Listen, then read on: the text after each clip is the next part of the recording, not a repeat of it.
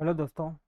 मैं राजूलाल कुमावत और आज हम पढ़ रहे हैं वास्तविक संख्याओं पर संक्रियाएं।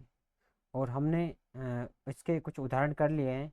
हमने कुछ सरल समीकरणाएं भी पढ़ी थी, जो हमने देखी थी सरल समीकरणाएं कैसे सोल्व होती है। आप देख सकते हैं हमने यहाँ पर सोल्व कर रखी है, सारी सरल समीकरणाएं पढ़ी थी हमने। पीछे भी देखो, हमने बहुत सारी सरल समीकरणाएं यहाँ पर सोल्व कर ली थी, ये वाली।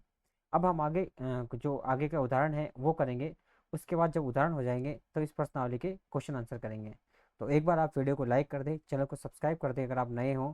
तो ये जो आपकी गणित है 9th क्लास की, ये आपकी सभी जगह काम आती है, हर कॉम्पिटिटिव एग्जाम में काम आती है। इसलिए यहाँ पर मैंने शुरू करी है। तो जो भी ऐसा नहीं समझे कि ये 9th क्लास के लिए, सभी के लिए आप एक बार इसको ध्यान से पढ़ें। तो हम अब उदाहरण करेंगे, उदाहरण नंबर 15। तो उदाहरण नंबर 15 देखिए। निम्नलिखित व्यंजक को सरल कीजिए। इस व्यंजक को क्या करना है, सरल करना है, इसके आंसर निकालने। तो सरल करना है तो देखो, इसके अंदर सरल समीकरण लग रही है।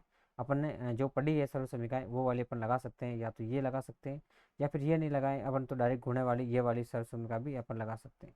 तो इसको डायरेक्ट गुणा करके हम सोल्व कर सकते हैं, चाहे तो हम इसमें सरल समीकरण लगा सकते हैं, जो ऐसा आपको उचित लगे। लेकिन इसमें कोई सरल समीकरण ऐसी है नहीं जैसे हमने पढ़ी, जो उसको आपको मैं दिखा देता हूँ कौन कौन सरल समीकरण अपने पढ़ ली है। तो देखो, हमने ये सरल समीकरण पढ़ी है, रूट वाली पढ़ ली है। ठीक है, लेकिन रूट वाली ये इसमें दोनों में रूट है, एक में नहीं है।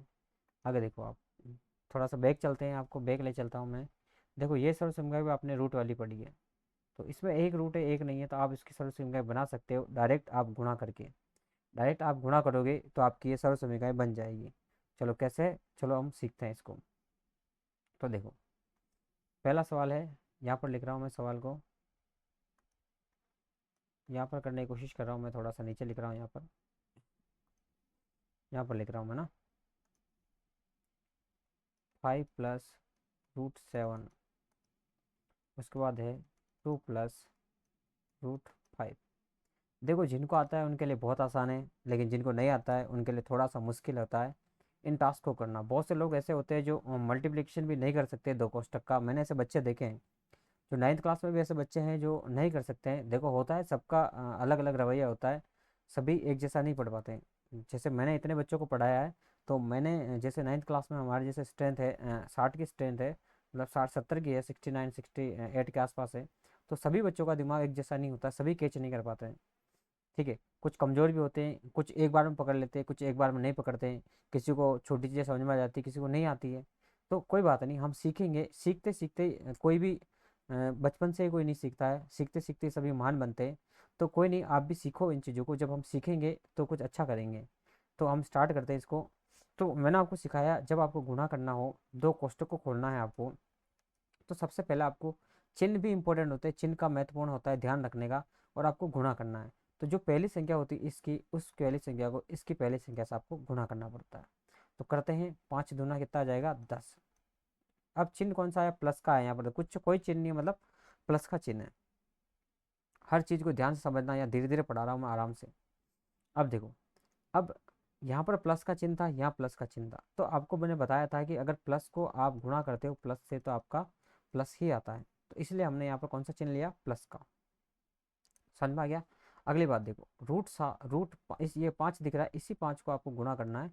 अब इस √5 के साथ में, समझ में आया। इस 5 को आपको फिर से गुणा किसके साथ करना है, इस √5 के साथ में करो। तो यहाँ पर आ जाएगा 5 √5। अब बताओ, 5 √5 आया है।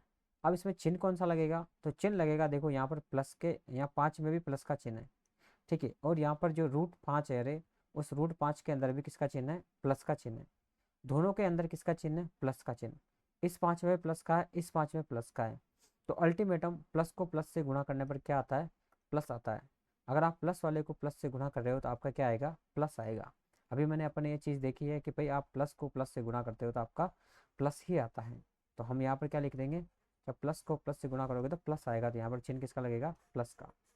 अब देखो, इस पहले का काम इन दोनों के साथ खत्म हो गया। ठीक है, अब बारी आती है √7 की। इस दूसरी संख्या को इस पहली संख्या से आपको गुणा करना है।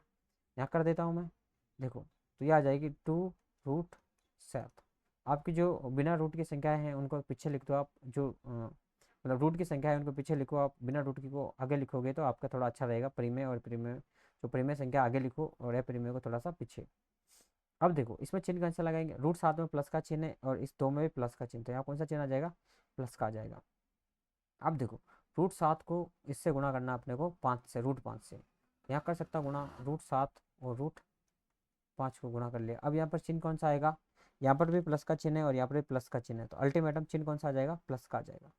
अब इसको सोल्व कर लो, यहाँ पर है 10 प्लस ये 5 रूट 5 ऐसे ही है, प्लस ये 2 रूट 7 ऐसे ही है, प्लस मैंने आपको बताया था रूट के अंदर अगर आपके अलग अलग ए और बी हैं तो आप उनको एक साथ लिख सकते हो, रूट ए और बी। ये चीज़ें हमने देख ली थी, डिस्क्राइब कर ली थी कि अगर रूट अलग अलग लगा हुआ है तो हम इनको दोनों का रूट एक साथ लगा सकते हैं। तो यहाँ पर हमने दोनों का रूट क्या लगा दिया, एक साथ लगा दिया। अब गुणा कर लो, यहाँ पर हो जाएगा 10 plus 5 root 5 plus 2 root 7 plus root 35। ये आपका आंसर हो जाएगा, क्योंकि इसके बाद आपका कोई और सॉल्यूशन है नहीं। जब जहाँ तक आप सॉल्यूशन कर सकते हो वहाँ तक आप सॉल्यूशन करो, जब सॉल्यूशन ख़त्म हो जाए वहीं आप रुक जाओ, वहीं आपका आंसर आ जाएगा। ठीक है, तो ये आपका आंसर हो गया। देखो हम चेक कर लेते, वेरीफाई कर लेते हैं। बिल्कुल जो आपका आंसर आपने निकाला था वही आपका आंसर यहाँ पर आपको मिल गया है, 10 5 रूट 5 और 2 रूट 7 और 35। इस प्रकार से आप रूट को जैसे कोष्टक को सोल्व कर सकते हो। अगला देखो, यहाँ पर आप सर्व समीकरण भी लगा सकते हो डायरेक्ट, ए प्लस रूट बी है और ए माइनस रूट बी है। या तो आप सर्व समीकरण लगाओ या सर्व समीकरण नहीं लगाओ तो आप डायरेक्ट गुणा करके भी कर सकते हो। चलो इसकी सर्व समीकरण है, आपको मैं सर्व समीकरण दिखा देता हूँ इसकी क्या सर्व समीकरण है। यहाँ पर देखिए, यहाँ पर नहीं है, पीछे वाले में हमने जो पढ़ी थी वहाँ पर है। ये देखो ए प्लस रूट बी और ए माइनस रूट बी होता है ए स्क्वायर माइनस बी होता है। ठीक है, ये कैसा है आपको पता है, मैंने यहाँ समझा रखा है, आप पीछे एक बार पीछे वाला वीडियो देखिए, आपको सब कुछ समझ में आ जाएगा, पूरी प्लेलिस्ट बनी हुई है। चलो यहाँ पर सवाल को लिखता हूँ मैं और इसको सोल्व करते हैं। चलो मैं यहाँ पर कर रहा हूँ इस सवाल को, ध्यान से देखना। चलो सवाल है 5 प्लस रूट 5 और यहाँ पर है 5 माइनस रूट 5। अब इस 5 को इस 5 से गुणा करना है, ऐसे भी कर सकते हो, मैं गुणा वाला बता देता हूँ, सर्व समीकरण भी वैसे आई, या पहले सर्व समीकरण बता देता हूँ मैं। सर्व समीकरण कहती है कि आपका अगर ए प्लस रूट बी है और यहाँ पर ए माइनस रूट बी है, तब इसका उत्तर होता है ए स्क्वायर माइनस बी होता है। क्योंकि यहाँ पर रूट है, स्क्वायर रूट कट जाता है, आपको पता होना चाहिए। चलो आगे देखो, अब ए को अगर गुणे से करोगे तब भी वही बात आती है, तो यहाँ पर इसका सीधा आंसर निकाल सकते हो। ए कौन सा है, 5 है, 5 का स्क्वायर 25 आ जाएगा, माइनस बी क्या है आपका, बी यहाँ पर रूट 5 है, तो यहाँ पर क्या आ जाएगा, रूट 5 आ जाएगा। मतलब रूट 5 का स्क्वायर करोगे यहाँ पर, तो जो भी यहाँ पर स्क्वायर होता है, वैसे तो यहाँ पर रूट है लेकिन यहाँ पर रूट में दे रखा है, इसलिए मैंने यहाँ पर क्या लिख दिया, बी लिख दिया, क्योंकि रूट और स्क्वायर कट जाता है। तो यहाँ पर बी का जो मान आ जाएगा वो सीधा सीधा कितना आ जाएगा, 5 आ जाएगा अपने पास, क्योंकि कट कुटाने के बाद क्या आ जाएगा, बी आ जाएगा सीधा मान, क्योंकि यहाँ पर क्या था, रूट में था। अब इसको ऐसे भी कर सकते हो आप, गुणा से भी कर सकते हो। चलो गुणे से करोगे आप तो क्या आएगा, यहाँ पर गुणे से करना है आपको तो ऐसे करोगे आप, इस पहली संख्या तो इससे गुणा करना है, तो क्या आ जाएगा 25। इससे पहली से पहली को गुणा किया, चिन्ह दोनों में प्लस का था तो हमने चिन्ह किसका लगा दिया, प्लस का। अब इस पहली संख्या को फिर इस दूसरी संख्या से गुणा करना है, तो ये कितना आ जाएगा 5, ये प्लस का 5 है और ये माइनस का रूट 5 है, तो ये कितना आ जाएगा, माइनस का आएगा 5 रूट 5। पहली संख्या का काम खत्म हो गया। अब बारी आती है दूसरी संख्या की, तो रूट 5 को गुणा करना है 5 से, तो ये इसमें प्लस का चिन्ह है, इसमें प्लस का चिन्ह, तो चिन्ह किसका आ जाएगा, प्लस का आ जाएगा, प्लस का 5 रूट 5, 5 रूट क्या आ जाएगा, 5 आ जाएगा आपका। अब देखो, अब ये पहली संख्या काम हो गया खत्म। अब आता है इस दूसरी संख्या को इस पहली संख्या से गुणा करना। यहाँ पर प्लस का चिन्ह है और यहाँ पर माइनस का चिन्ह है, तो चिन्ह किसका आ जाएगा, प्लस के चिन्ह को अगर आप माइनस के चिन्ह से गुणा करते हो तो आपका चिन्ह आता है माइनस का। चलो तो यहाँ पर आ जाएगा माइनस का रूट 5 और रूट 5। चलो ये हो जाएगा 25, ये प्लस का 5 रूट 5 है और ये माइनस का 5 रूट 5 है, दोनों आपस में क्या हो जाएंगे, कट जाएंगे, या फिर घटाओगे तो दोनों क्या हो जाएंगे, जीरो हो जाएंगे, इसलिए कोई नहीं लिखेंगे। यहाँ पर आया 5 माइनस का रूट 5 और यहाँ पर आ गया रूट 5। मैंने आपको एक चीज़ अभी बताई थोड़ी देर पहले, रूट में अगर दोनों संख्याएं अलग अलग है तो हम उनको एक साथ लिख सकते हैं, रूट ए और बी के टर्म में। चलो मैं इनको एक साथ लिख लेता हूँ। ये हो गया 25, ये माइनस, और इसको गुणा करेंगे तो ये भी क्या आ जाएगा, 25 आ जाएगा। अब आपको पता है 25 माइनस 25 किसका रूट होता है, 5 का होता है। या फिर आप इसको ऐसे लिख सकते हो, इस टर्म को ऐसे लिख सकते हो, यहाँ पर मैं लिख रहा हूँ आपको 5 गुणा 5, मतलब ये हो जाएगा 5 का स्क्वायर हो जाएगा।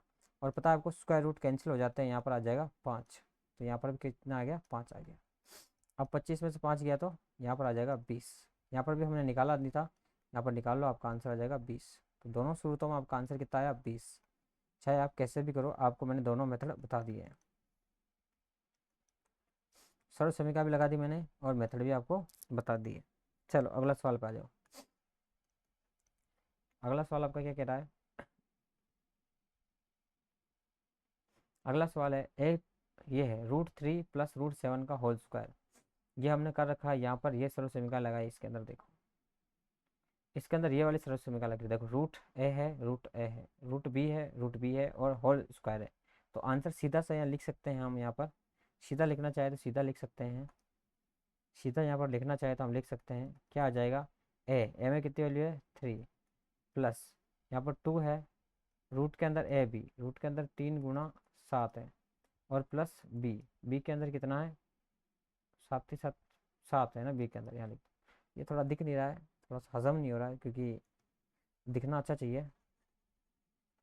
कोई बात नहीं, यहाँ से थोड़ा सा मिटा देता हूँ मैं, आपको समझ में आ जाएगा। इस पोर्शन को मैं मिटा रहा हूँ क्योंकि हो चुका है ख़त्म, तो मिटा देते हैं।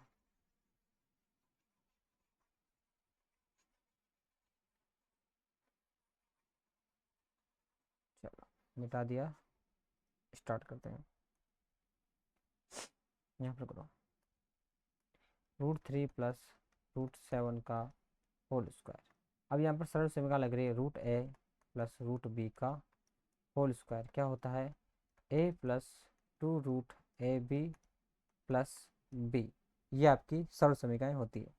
चलो इसमें मान रखो, ए ये है, रूट ए 3 है, +2 a × b, ए 3 है, बी कितना है, 7 है, 3 × 7, और प्लस बी कितना है, 7 है, ये ए है, ये बी है, बस इसको सोल्व कर लो। 3 + 2√21 + 7, और 7 और 3 कितना होता है, ये 3 है, ये 7 है, तो 7 और 3 10, प्लस 2√21, ये आपका आ जाएगा उत्तर। समझ में आ गया, ये आपका क्या हो गया, सॉल्यूशन। इससे आगे इसका कोई सॉल्यूशन है नहीं, ये आपकी एक मिश्र संख्या बन गई है, मिश्र संख्या, जो वास्तविक संख्या है और जो इमेजिनरी संख्या, काल्पनिक संख्या है, उसका मिश्रण बन गया है। ठीक है, तो चलो अगला सवाल देखो। इसको आप गुणे से करना चाहो तो गुणा करके भी कर सकते हो। गुणा से कैसे करोगे, इसको इसको लिख लोगे आप, √3 + √7, ये देखो स्क्वायर है, मतलब इसको 2 बार लिखना है, स्क्वायर है तो इसको 2 बार लिख सकते हैं हम, √3 + √7, 2 बार लिख के पहले को पहले से गुणा, और फिर पहले को दूसरे से गुणा, और फिर दूसरे को पहले से गुणा, और दूसरे को दूसरे से गुणा। चलो मैं करके दिखा देता हूँ आपको, एक सवाल धीरे धीरे आपको समझ में आने लग जाएगा, टेक्निक ट्रिक आपको धीरे धीरे समझ में आ जाएगी। थोड़ा कुछ साफ कर लेते बोर्ड को।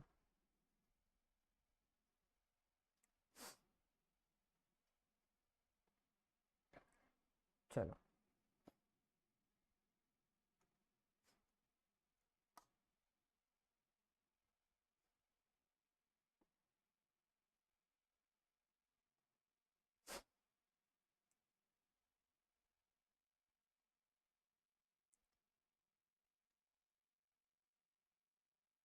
चलो बोर्ड साफ हो गया है, तो यहाँ पर आ जाओ आप सभी। चलो गुणा करो।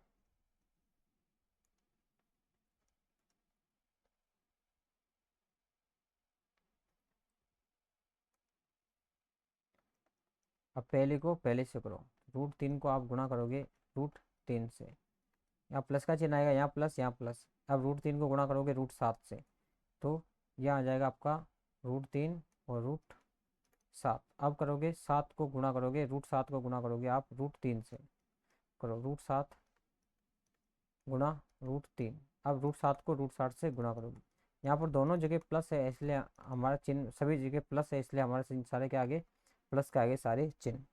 √3 और √3 मैंने अभी बताया आपको, इसको हम 3 लिख सकते हैं। कैसे लिख सकते हैं? √3 को जैसे अलग अलग रूट हो तो हम एक साथ कर सकते हैं, √3 इंटू 3, ये बन जाएगा 9। और 9 होता है 3 का स्क्वायर, 3 का जो 9 होता है, 9 का रूट होता है 3। या फिर इसको ऐसे भी लिख सकते हो, 3 का स्क्वायर, स्क्वायर और रूट कट जाएंगे तो यहाँ पर बच जाएगा 3। चलो, तो यहाँ पर आ जाएगा 3 प्लस 3√7 और 7√3 एक ही बात है, चाहे इधर लिखो चाहे इधर लिखो, इसको भी ऐसे लिख सकते हैं 7√3, तो एक ही बात है दोनों को। तो ये दोनों हो जाएंगे 2√7 और √3 प्लस ये हो जाएगा 7 और 7, अभी जैसे 3 का निकाला था वैसे हो जाएगा, ये 7 का स्क्वायर हो जाएगा, स्क्वायर रूट कट के ये कितना आ जाएगा 7 आ जाएगा, यहाँ पर बच जाएगा 7। 7 और 3 कितना हो जाएगा 10 प्लस 2, इन दोनों को गुणा कर दो, अंदर एक साथ लिख सकते हैं, मैंने बताया था √a और √b हो तो हम इसको लिख सकते हैं एक साथ, √a इंटू बी, गुणा कर लो तो 7 3 कितना हो जाएगा 21। बस ये आपका आंसर हो जाएगा। तो ये आपका जो थे, इसके सारे सवाल लगभग हो गए, ये हो गया। एक और उदाहरण इसका, चलो इसको भी देख लेते हैं, इसके सारे सवाल नहीं हुए, एक उदाहरण रह गया है। चलो अगला उदाहरण देखो, एक बार इसको उतार लेना ध्यान से, वीडियो को पॉज कर लेना, यहाँ पर रोक रहा हूँ मैं, यहाँ पर वीडियो रोक कर आप इस सवाल को उतार लेना, ताकि आपके क्या है थोड़ा सा समझ में आ जाए कि आप कहाँ स्टे कर रहे हो, है ना। उतार लिया होगा आप सभी ने। चलो हम स्टार्ट अगले वाला सवाल करते हैं, ये वाला, इस वाले सवाल को। चलो इस वाले सवाल को मैं एक बार ये मिटा लेता हूँ, जो करा किया है सवाल मैंने, था क्या है थोड़ी जगह हो जाए।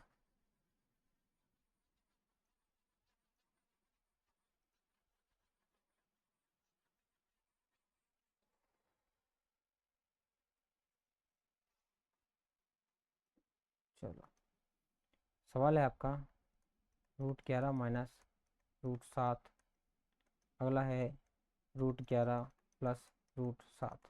ये सीधा सवाल है, a माइनस बी और a प्लस बी का सवाल बन रहा है, ये होता है a² माइनस b², इस तरह से सवाल होता है।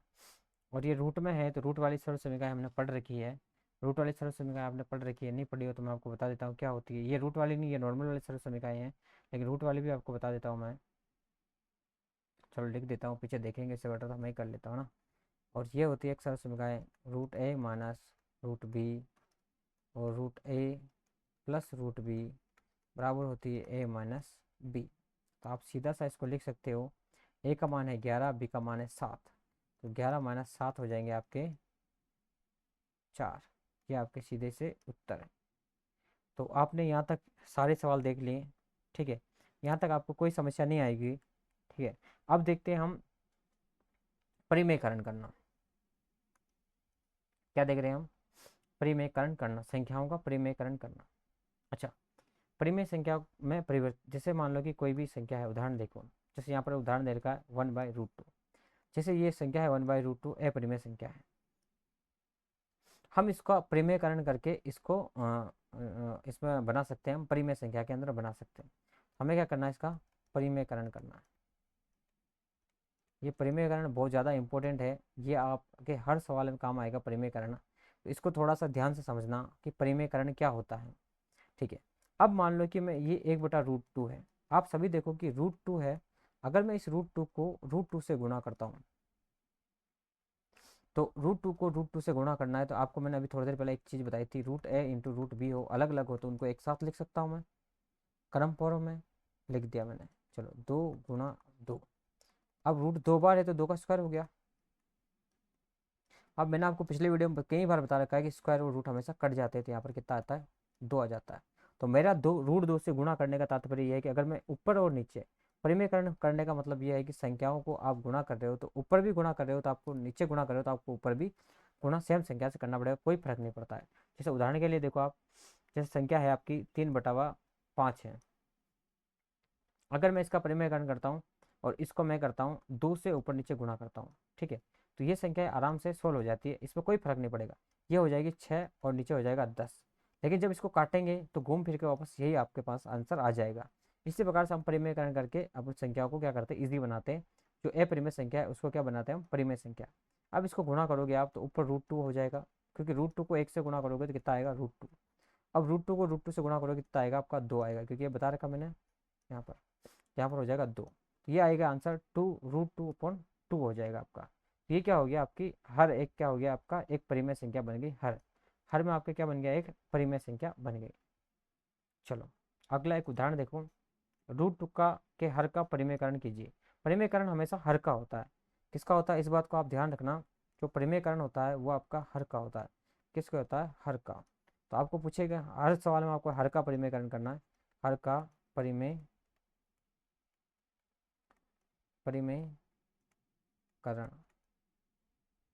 तो हर क्या होता है, देखो ऊपर वाला होता है आपका अंश, ये जो कहलाता है आपका क्या कहलाता है, अंश। और नीचे वाला होता है आपका हर। ध्यान रखना, अंश और हर, ये होता है न्यूमरेटर और ये होता है डिनोमिनेटर। इंग्लिश में हो गया बात। परिमेयकरण को कहते हैं रेशनलाइज। ठीक है, रेशनलाइज कहते हैं ना। चलो ये कह रहा है कि हर का परिमेयकरण, तो ये जो अपने किया ये हर का परिमेयकरण ही था, और इसका आंसर भी यही होगा। चलो नेक्स्ट आ जाओ।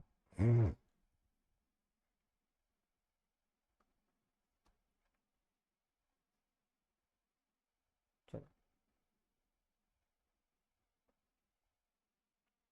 यहाँ पर हमने हर का परिमेयकरण करके इसको सोल्व कर लिया।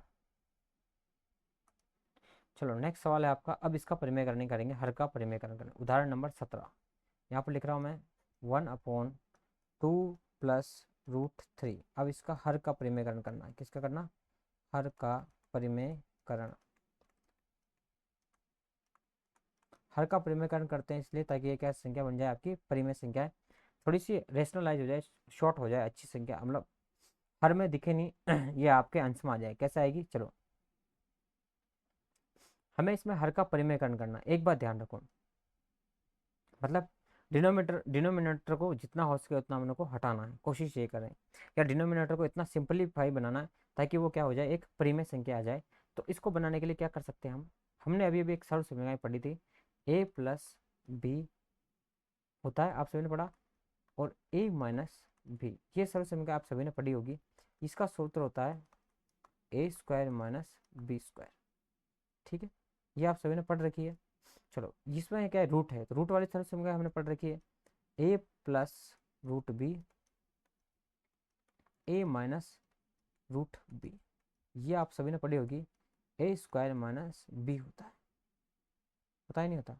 तो इसको हम जब स्क्वायर में आ जाएगी तो रूट स्क्वायर में आएगा, तो ये क्या हो जाएगा, रूट से रूट हट जाएगा, तो ये सिंप्लीफाई हो जाएगी, स्क्वायर करके आराम से घटा सकते हैं।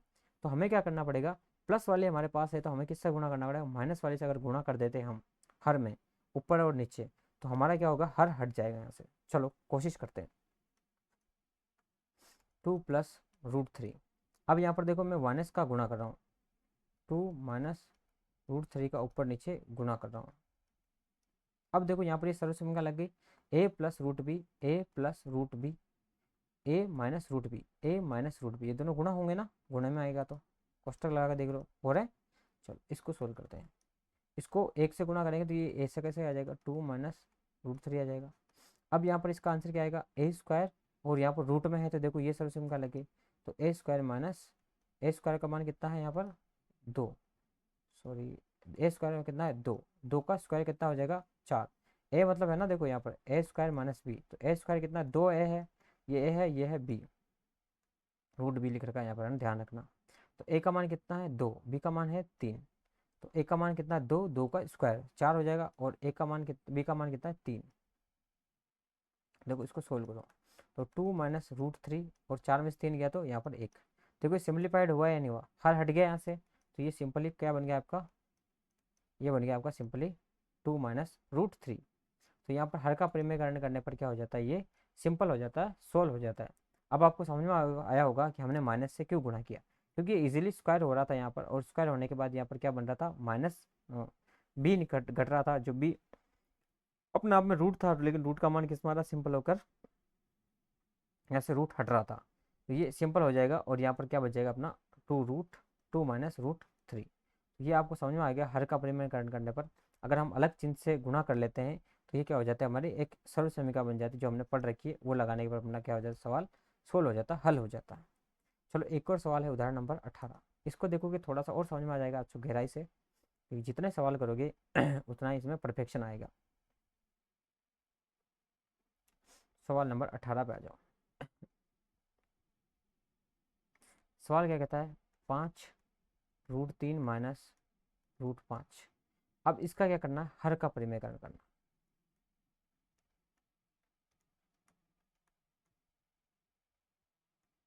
परिमेयकरण, अच्छा इसका हर का परिमेयकरण करते हैं चलो। अब देखो यहाँ पर माइनस वाली है तो हमें प्लस से गुणा करेंगे तभी ये सोल्व होगी, क्योंकि तभी हमारी सरल समीकरण बनेगी, बनेगी या नहीं बनेगी। चलो हम इसको प्लस से गुणा करके देखते हैं। इसको गुणा कर रहे हैं, √3 प्लस √5 अपॉन √3 प्लस √5।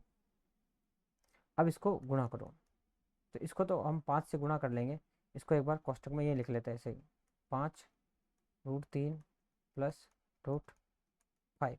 और नीचे देखो रूट ए माइनस रूट बी और √a प्लस √b बन रही है, ये सर्व समीकरण बन रही है। आप यहाँ पर दिख रहा हूँ मैं सर्व समीकरण, यहाँ पर देखना, यहाँ पर लिख रहा हूँ, यहाँ पर देखना। √a माइनस, चाहे प्लस पहले लिखो चाहे माइनस बाद में लिखो, कोई दिक्कत नहीं होती है। √a माइनस बी, इसकी होती है, आंसर होता है a माइनस बी हो जाएगा। सीधा से क्या हो जाएगा आपका, a माइनस बी हो जाएगा। क्या हो जाएगा, a माइनस बी। चलो a माइनस बी हो जाएगा इसका सोल्यूशन। तो a माइनस बी क्या हो जाएगा, a का मान कितना है 3, b का मान कितना है 5, 3 और 5, तो यहाँ हो जाएगा 3 माइनस 5। चलो इसको सोल्व करो, आगे आ जाओ। चलो इसको सोल्व कर लेते हैं। यहाँ पर 5√3 प्लस √5। अब बताओ, ये प्लस का 3 है और ये माइनस का 5 है। प्लस के 3 में से माइनस का 5 जाएगा तो कितने बचेंगे आपके पास, माइनस के 2 बचेंगे। कितने बचेंगे, माइनस के 2 बचेंगे। तो ये आपका सोल्व हो गया। इसको आप अलग लिख ले सकते हो, माइनस के 2 है, माइनस के ये, और 5/2 हो जाएंगे, और यहाँ हो जाएगा √3 प्लस √5। ये देखो सिंप्लीफाइड हो चुका है आपका। ठीक है, हमने यह किया था, यहाँ पर हर का परिमेयकरण करके इसको सिंप्लीफाइड कर दिया है। तो अगला सवाल है आपका, एक और है उदाहरण, इसमें भी आपको हर का परिमेयकरण करना है। चलो इसको भी हम सोल्व कर लेते हैं। चलो 19वां उदाहरण नंबर 19। उदाहरण नंबर 19 क्या कहता है, पहले पढ़ो इस उदाहरण को। उदाहरण नंबर 19 कह रहा है 1/7 प्लस 3√2 है, और इसमें क्या करना, आपको हर का परिमेयकरण करना। हर का परिमेयकरण करना, तो यहाँ प्लस वाला है तो यहाँ पर क्या ले लो आप, माइनस वाला ले लो। 7 माइनस 3√2 अपॉन 7 माइनस 3√2। अब देखो a प्लस बी बन गया, a माइनस बी बन गया। सीधी सी सरल समीकरण लगा दो इसमें, यहाँ पर ऊपर आ जाएगा 7 माइनस 3√2। क्यों आएगा, क्योंकि इन संख्या को एक से गुणा करेंगे तो कोई फर्क नहीं पड़ता है, वैसी वैसी संख्या आ जाती है। अब देखो यहाँ पर क्या होता है, यहाँ पर सरल समीकरण लग रही है a प्लस बी और a माइनस बी, तो क्या हो जाएगा, a प्लस बी और a माइनस बी होता है, अभी आपको पढ़ा रखा है मैंने, a² माइनस b²। रूट में है तो भी डायरेक्ट लिख दो, सब मेन सरल समीकरण तो आपकी यही होती है, रूट वाली तो फिर सब इन्हीं से बनी हुई है। चलो लिखते हैं, यहाँ पर a है, ये है 7 है, और b क्या है 3√2 है। a है और ये है b, ठीक है। चलो मान रखो, a² माइनस b² करना है, तो a² मतलब 7 का स्क्वायर कितना हो जाएगा, 7 का स्क्वायर हो जाएगा, मैं ऐसे लिख लेता हूँ। और b कितना है 3√2, तो 3√2 का होल स्क्वायर हो जाएगा। इसको सोल्व कर लो, तो ऊपर ऐसे कैसे 7 माइनस 3√3। अब यहाँ पर देखो 7 का स्क्वायर हो जाएगा 49, साथ ही साथ ही 49। अब यहाँ पर 3 का स्क्वायर कितना हो जाएगा 9, 3 का स्क्वायर 9 इंटू √2, √2 का स्क्वायर कितना हो जाएगा 2 ही हो जाएगा, क्योंकि स्क्वायर और रूट क्या हो जाएंगे, कट जाएंगे। अब देखो इसको लिखो यहाँ पर 7 3√3 माइनस 49 और 9×2 18। अब इसको सोल्व कर लो, 7 माइनस 3√3 और यह हो जाएगा 1, और यहाँ पर हो जाएगा 3। ये आपका सिंप्लीफाइड होकर आपका आंसर आ गया। यहाँ पर ये स्टेप देखना, √3 का हमने कैसे स्क्वायर किया था, ये बहुत से लोगों को समझ में नहीं आया था, क्लास में भी कम आया था समझ में, तो यहाँ पर इस बात को समझ लो। देखो ये है 3 और रूट 2 का होल स्क्वायर। इस बात को ध्यान समझो। अब मैंने आपको क्या कहा था, अगर स्क्वायर दोनों पे लगा हुआ एक साथ कोष्टक में लगा हुआ है तो आप अलग अलग कर सकते हो। यहाँ पर अलग करोगे तो 3 का स्क्वायर और यहाँ पर आ जाएगा रूट का स्क्वायर। अब यहाँ पर देखो 3 का स्क्वायर कितना होता है 9, और मैंने आपको बताया था रूट और स्क्वायर क्या होते हैं, कैंसिल हो जाते हैं। यहाँ पर हो जाएगा 2, जब कोष्टक हटाएंगे तो गुणे का चिन्ह लगता है। ठीक है, तो 9 गुणा 2 कितना हो जाएगा आपका 18। हमने भी यहाँ पे कितना लिखा है 18 लिखा। तो ये बात आपको समझ में आ गई होगी, और ये आपका जो सवाल है ये भी आपका हो चुका है अच्छे से। ठीक है, चलो अगला सवाल। अगली आपकी प्रश्नावली आ चुकी है, और प्रश्नावली को हम कर लेते सवाल सोल्व। ज़्यादा सवाल है नहीं इस प्रश्नावली में, तो यहाँ पर इस सवाल को सोल्व कर लेते हैं, इनके सारे सवालों को। चलो पहला सवाल है, हाँ, बताइए नीचे दी गई संख्याओं में कौन कौन सी परिमेय हैं और कौन कौन सी अपरिमेय हैं। ये पूछ रहा है कि आप बताओ कि इनमें से कौन सी परिमेय संख्या है, कौन सी अपरिमेय संख्या है। तो हमें परिमेय और अपरिमेय संख्या बतानी है। मैंने आपको बताया था कि अगर आप परिमेय संख्या है, हमने बहुत सारे नियम देखे थे शुरुआत में कि परिमेय संख्या को हमने कैसे घटाना है, परिमेय संख्या को हमें कैसे जोड़ना है। उनकी सारी जो नियमावली थी, सारी नियमावली को हमने पढ़ी थी। चलो हमने जो पढ़ा था हम उसी को अप्लाई करेंगे और यहाँ पर समझाएंगे। पहले सवाल के ऊपर आ जाते हैं। पहला सवाल है 2√-√5। चलो आपको अच्छे से पता है कि √5 क्या होती है, अपरिमेय संख्या होती है। √5 क्या होती है, अपरिमेय संख्या होती है। चलो, और ये दो क्या है आपकी परिमेय संख्या है। क्योंकि आपने परिमेय और अपरिमेय संख्या का भेद करना सीख लिया था। अगर आप इसका फैक्टर, अब इसका अगर आप रूट निकालोगे तब भी आपके क्या आएगा, ये अनंत तक जाएगा, अनवांछनीय, और ये अनावर्ती होगा, ये चलता ही जाएगा। इसलिए क्या संख्या है, ये अपरिमेय संख्या है। हमने ये चीज़ बताई थी कि जो परिमेय संख्या है आप उसमें से अपरिमेय संख्या घटाओगे तो रिजल्ट आपके सामने क्या आते हैं, रिजल्ट आपके सामने अपरिमेय संख्या ही आएगी। ये हमने आपको अच्छे से बता रखा है। ठीक है, कैसे आएगी मैं आपको समझाता हूँ। चलो जैसे इसका जो मान आएगा लगभग 2 से समथिंग ऊपर आएगा ना। तो 2 से ऊपर आएगा तो ये समझो कि ये 2 से ऊपर मान लो कुछ भी आया। ठीक है, 5 का मान। तो या एक उदाहरण थोड़ा सा और समझाता हूँ, जैसे मैंने आपको पहले समझाया था। जैसे मान लो कि कोई संख्या था, जैसे मान लो 5 है, और इस संख्या में से मैं मान लो ऐसी संख्या घटा रहा हूँ जो अपरिमेय संख्या है। अपरिमेय संख्या मान लो 1.1 2 3 4 5 6 ऐसी संख्या है जो अनंत तक जा रही है, मतलब अनावर्ती है और अनवसानी है। उस संख्या क्या कहलाएगी, एप, ये क्या कहलाएगी आपकी अपरिमेय संख्या कहलाएगी। ठीक है, अब इसको घटाओगे आप तो कोई भी रिजल्ट आएगा तो यहाँ पर कोई सेम वैल्यू थोड़ा ना आएगी, आएगी क्या, नहीं आएगी। जब यहाँ पर सेम वैल्यू नहीं आएगी, तब यहाँ पर सेम वैल्यू नहीं आएगा तो ये भी संख्या क्या बनेगी, अनवसानी अनावर्ती बनेगी। और अनवसानी अनावर्ती क्या हो जाएगी, परिमेय संख्या हो जाएगी, अपरिमेय संख्या हो जाएगी, सॉरी। तो ये भी क्या कहलाएगी आपकी अपरिमेय संख्या कहलाएगी। क्या कहलाएगी ये आपकी अपरिमेय, पूरी संख्या क्या बनाएगी आपकी अपरिमेय संख्या हो जाएगी। ये आपकी जो संख्या है पूरी क्या कहलाएगी, आपकी अपरिमेय संख्या कहलाएगी। तो हमने ये पिछली बार नियम भी निकाला था कि आप परिमेय संख्याओं में से अपरिमेय संख्या घटाएंगे तब आपके सामने क्या आएगी, आपके सामने एक अपरिमेय संख्या आएगी। चलो सवाल नंबर देखो आपका दूसरा दूसरा सवाल क्या कह रहा है, यहाँ पर लिखता हूँ मैं सवाल नंबर 2। 3 + √23, 3 + √23 माइनस √23। चलो इसको सोल्व कर लेते हैं। सबसे पहले हम कोष्टक खोल लेते हैं। तो 3 + √23 और माइनस हो जाएगा √23। √23 से √23 कट जाएगा क्योंकि ये प्लस का है और ये माइनस का है, और प्लस माइनस हमेशा क्या हो जाते हैं, जीरो हो जाते हैं। अगर कोई संख्या आपकी +5 है और उसमें से आप -5 घटा रहे हो तो आपकी क्या हो जाएगी, जीरो हो जाएगी संख्या। ठीक है, तो उसका कोई फर्क नहीं पड़ता। तो यहाँ पर क्या बचेगा, सिर्फ आपके पास कितना बचेगा, 3। और आपको जैसे पता है यहाँ पर जब 3 बचा है तो 3 आपको पता है कि क्या होता है, 3 आपकी परिमेय संख्या होती है, ये आपको अच्छे से पता है। 3 जो होती है आपकी वो आपकी परिमेय संख्या होती है, ये आपको अच्छे से पता है। तो यहाँ पर क्या बच जाएगा आपका, 3 बच जाएगा। 3 आपका एक परिमेय संख्या है। तो यहाँ तक आपको बात समझ में आ गई होगी। यहाँ पर क्या बचेगा आपका, 3 बच जाएगा। और 3 क्या है आपकी एक परिमेय संख्या है। कौन सी संख्या है ये आपकी परिमेय संख्या है। अगला सवाल देखो, सवाल नंबर 3। तीसरा सवाल क्या कह रहा है आपका? सवाल नंबर 3। सवाल नंबर 3 है 2√7 अपॉन 7√7। अब आपको पता है 7 ऊपर और नीचे दोनों तरफ है, तो यहाँ पर 7 अपन से कट जाएगा, √7 से √7 कट जाएगा। भाग में कोई भी चीज़ होती है तो कट जाती है।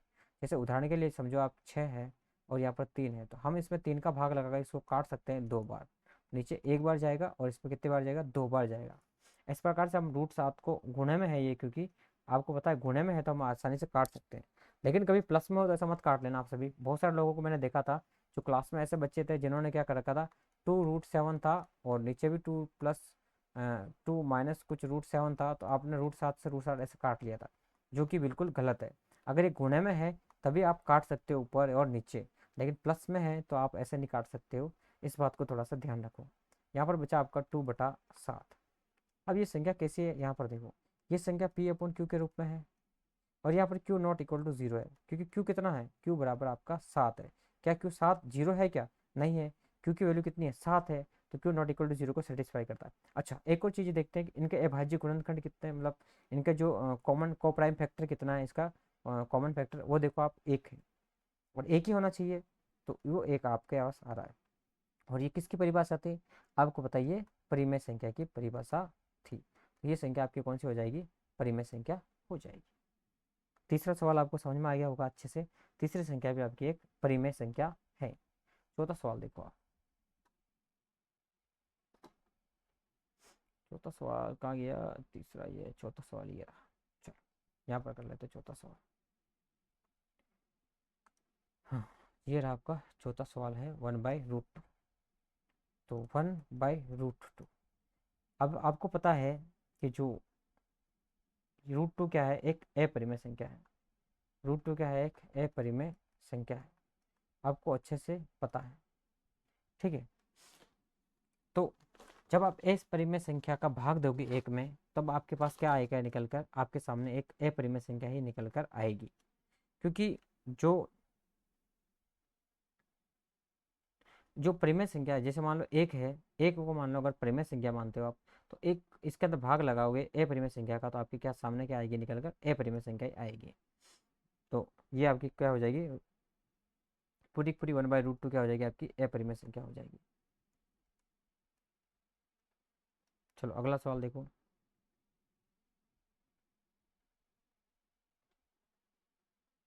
ये सारे नियम मैंने लिखवा रखे हैं, पिछली जो क्लास थी उसमें सारे के सारे नियम मैंने पढ़ाए हैं। सारे के सारे नियम लिखवा रखे हैं, आप उस क्लास को जाके देखना। जब हमने स्टार्ट किया था इसका संक्रियाएं, तब हमने सारे नियम लिखवाए थे, एक एक नियम को मैंने लिखवाया था। चलो अगला देखो। यदि, सॉरी, अगला सवाल है सवाल नंबर 2। नहीं, इसमें भी एक सवाल रह गया है। इसमें सवाल रह गया क्या, देखता है। चलो रह गया एक पांचवा सवाल है 2π।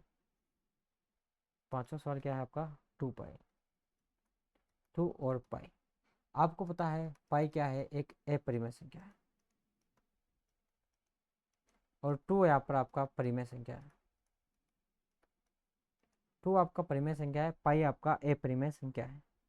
तो मैंने आपको बताया था यहाँ पर,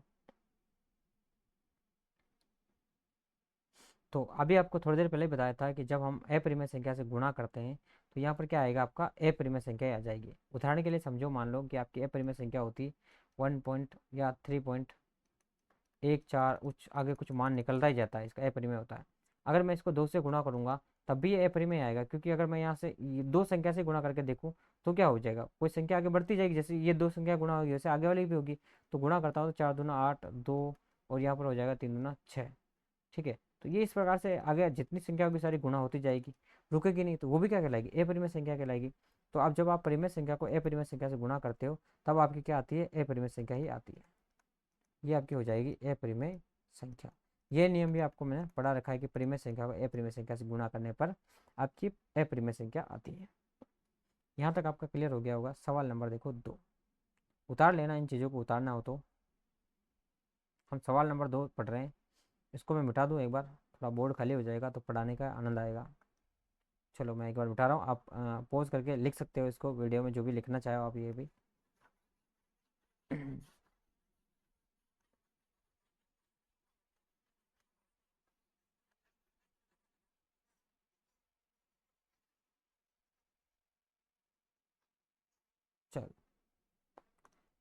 सवाल नंबर 2 लिखो। 2 का पहला कह रहा है निम्नलिखित व्यंजकों में से प्रत्येक व्यंजक को सरल करना है, अपने को सरल और सिंपल बनाना है। चलो 3 + √3 हमने सारी सरल समीकरण पढ़ रखी है, हमको बस अप्लाई करनी है।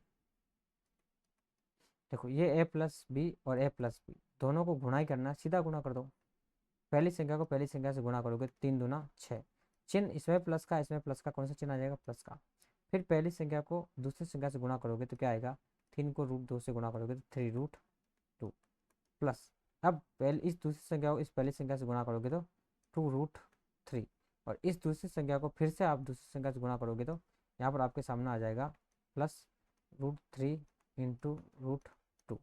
मैंने आपको बता रखा है कि यहाँ पर भी प्लस का चिन्ह था सभी जगह, तो इसलिए यहाँ चिन्ह कौन सा आगे? प्लस के आगे। चलो सिंप्लीफाइड कर लो इसको। 6 प्लस ये हो जाएगा 3√2 प्लस 2√3 और यहाँ पर दोनों को एक साथ लिख सकते हैं, मैंने नियम पढ़ाया था। यहाँ पर √a और √b दोनों एक साथ आ जाते हैं, तो यहाँ पर कितना हो जाएगा? √a×b। तो दोनों को एक साथ लेके गुणा करेंगे तो √6 हो जाएगा आपका। तो इससे ज़्यादा और कोई सिंप्लीफाइड हो रहा है क्या? इसको चेक कर लो एक बार। मेरे हिसाब से तो इसको और सोल्व अपन नहीं कर सकते हैं, इसमें और कुछ है नहीं ऐसा सोल्व करने जैसा। तो लगभग इसका आंसर यही है और ये आंसर सही है। इसके आंसर आप चेक कर लेना एक बार, है ना। तो ये आपका आंसर आ चुका है, इससे ज़्यादा और कोई सिंप्लीफाइड होगा नहीं, हमने वो सिर्फ सरल करना है। चलो नेक्स्ट सवाल देखो, सवाल नंबर 2। सवाल नंबर 2 ये है 3 + √3। अब मैं डायरेक्ट सरल समीकरण लगा दूंगा तो कोई दिक्कत नहीं, आपको मैंने पढ़ा रखा है। ये देखो सरल समीकरण लग रही a b a+b क्या होता है? मैं यहाँ पर लिख देता हूँ a+b और a-b ये होती है a² - b²। सीधी लगा दो सरल समीकरण। तो a कितना है अपने पास? 3 है, b √3 है। तो a कितना है? 3, 3 का स्क्वायर हो जाएगा 9 और √3 का स्क्वायर हो जाएगा 3, क्योंकि मैंने आपको सिखा रखा है √3 का स्क्वायर करोगे तो स्क्वायर और रूट कट जाएगा, तो यहाँ पर आ जाएगा 3। 9 में से 3 गया तो आपका आंसर हो जाएगा 6। समझ में आ गया आपको? यहाँ पर क्लियर हो गया। आप ऐसा नहीं करना चाहते आप एक एक को गुणा करके भी कर सकते हैं, मैंने ये मेथड भी आपको अभी यहाँ पर सिखाया था, वो वाला मेथड भी आप यहाँ पर अप्लाई कर सकते हैं। गुणा करने वाला मेथड तो रामबाण है, लेकिन फिर भी हमने सरल समीकरण पढ़ी है तो सरल समीकरण लगाना और ज़्यादा उचित रहता है कि फटाक से सोल्व हो जाए सवाल। देखते क्लिक हो जानी चाहिए कौन सी सरल समीकरण इसमें लग रही है। चलो ये आपने उतार लिया होगा मेरे हिसाब से। मैं इसको मिटाने की कोशिश करूँगा, मिटाना चाहूँगा, कि इजाज़त हो दो मिटा दूँ इसको मैं। चलो आप उतार लेना एक बार, इसको रोक कर वीडियो को यहाँ पर पॉज करके मैं मिटा रहा हूँ।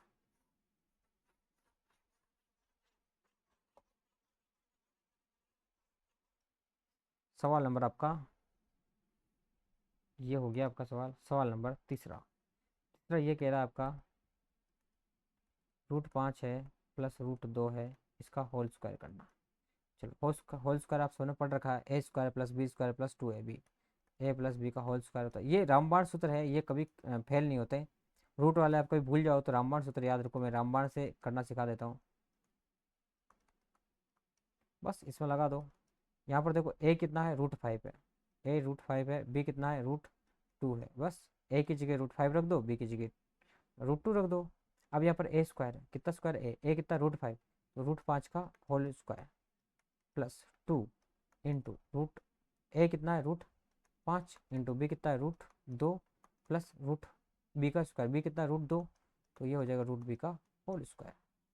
चलो स्क्वायर रूट कट जाते हैं, मैंने आपको सिखा रखा है।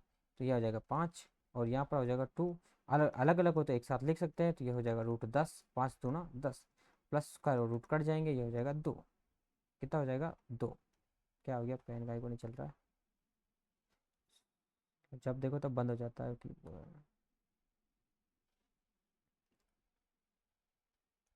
चलो तो यहाँ पर 5 हो गया, यहाँ पर +2 √10 हो गया और यहाँ पर कितना आ गया आपका? 2। चलो इसको लिख देता हूँ 2 को मैं, एक बार पेन चल जाए ये तो। हाँ बार बार बंद हो जाता है पेन, क्या चक्कर है इसका।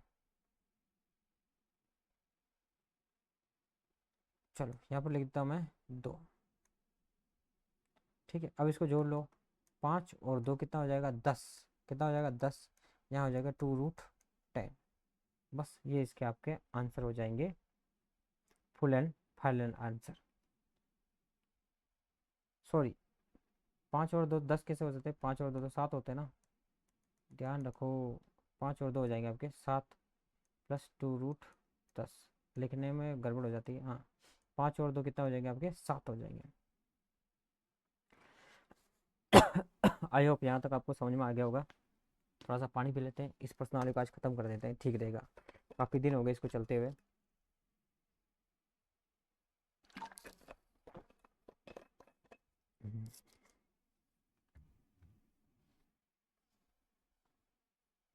चलो, अगला सवाल है चौथा सवाल। चौथा सवाल कर रहा हूँ मैं नीचे, ध्यान से देखना इसको। चौथा सवाल आपका √5 माइनस √2, और ये है √5 प्लस √2। ये देखो सवाल बन रहा है a minus B A plus B. आप सभी ने पढ़ रखी है, सर समझेगा a प्लस बी और a माइनस बी क्या होता है, a square minus B square. चलो, इस सर का मान रख दो, आपका आंसर अपने आप आ जाएगा। रख दो मैं, चलो रखता हूँ। a का मान कितना है √5, b का मान कितना है √2। चलो रखो। तो यहाँ पर रखो, a का मान कितना है √5 का होल स्क्वायर, माइनस बी का मान कितना है √2 का होल स्क्वायर। करो, स्क्वायर रूट कट जाते हैं, आपको सिखा रखा है। 5 माइनस 2 कितना हो जाएगा आपका 3, उत्तर हो जाएगा। ये आपका कंप्लीट हो चुका है। चलो अगला सवाल देखो। नहीं समझ में आया तो एक बार रोक के देख लेना। सर्व समीकरण कौन सी लगी, एक बार पीछे पेज पलट के देखना। a plus B A minus B का जो सर्व समीकरण है वो लगी a square minus B square होता है। चलो सवाल नंबर तीसरा देख लो। सवाल नंबर तीसरा देखो, क्या सवाल नंबर कह रहा है देखो। आपको याद होगा कि पाई को एक वृत्त की परिधि मान लीजिए सी। पाई को एक वृत्त की परिधि माननी, एक ये वृत्त होता है, ठीक है, उसकी परिधि क्या माननी है अपने को, पाई माननी है। क्या माननी है, पाई। पाई वृत्त की परिधि को पाई माननी है। उसके व्यास मतलब वृत्त की परिधि मान लीजिए सी है। क्या है, वृत्त की परिधि सी है। आपको याद होगा पाई को एक वृत्त की परिधि मान लीजिए सी है ना। अगला पूछ रहा है कि उसका व्यास मान लीजिए डी है। कितना व्यास है आपका, डी है। कितना व्यास है, डी। व्यास इसका क्या है, डी। ये वाला व्यास होता है, ये होता है डी। वृत्त की परिधि हो गई ये ओ सी, और ये हो गया डी। के अनुपात से परिभाषित किया जाता है। मतलब इसको पाई को किससे अनुपात से परिभाषित कर दिया, सी और डी से। सी क्या आपकी परिधि है। इसको मिटा दूं मैं, थोड़ा सा साफ सुथरा होगा तो अच्छा लगेगा एक बार, है ना। आपने उतार लिया होगा।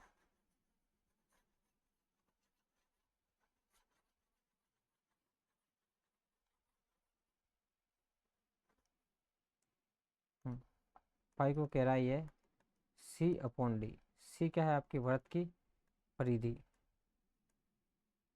और डी क्या है यहाँ पर व्यास।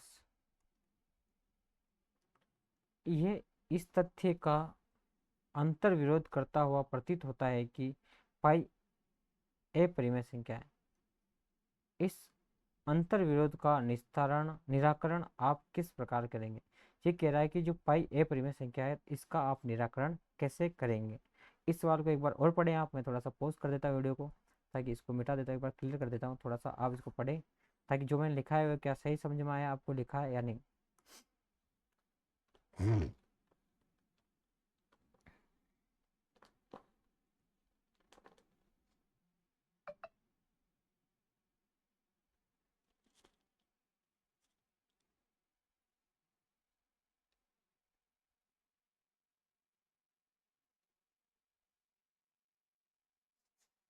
आपको कोई अंतर्विरोध लग रहा है क्या। क्या पाई एक ए परिमेय संख्या है या नहीं। तो सबसे पहली बात करते हैं, देखो पाई क्या है आपकी ए परिमेय संख्या है।